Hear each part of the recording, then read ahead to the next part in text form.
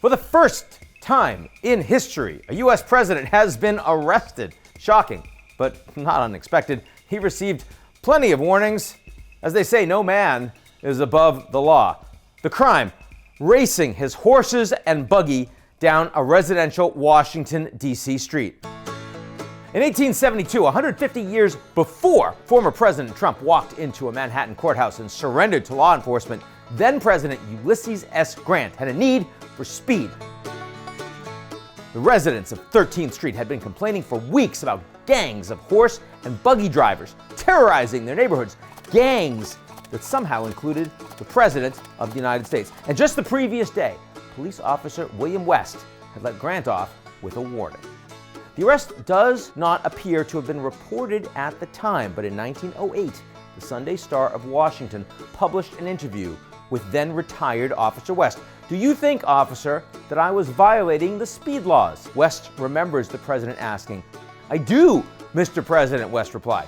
Grant's face had, quote, the look of a schoolboy who had been caught in a guilty act by his teacher.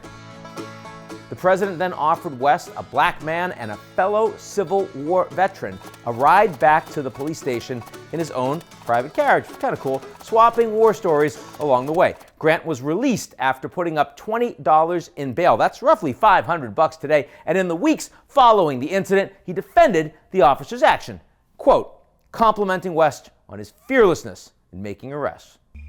Other U.S. presidents have faced criminal investigation, most notably Presidents Nixon and Clinton, but not since Grant has a commander-in-chief been arrested. Now, in truth, the Trump and Grant incidents could not be more different. As Plenty, a cable news pundit, has pointed out, Trump's indictment has cast the country into uncharted legal waters. How will an already deeply divided nation withstand such a polarizing trial with the defendant at the same time running again for president? It remains to be seen if New York District Attorney Alvin Bragg has the goods to win a conviction, or if his indictments will even be the last that Trump faces. But at least we can take heart in knowing that in one very specific way, history will not repeat itself. President Trump doesn't go anywhere without a chauffeur.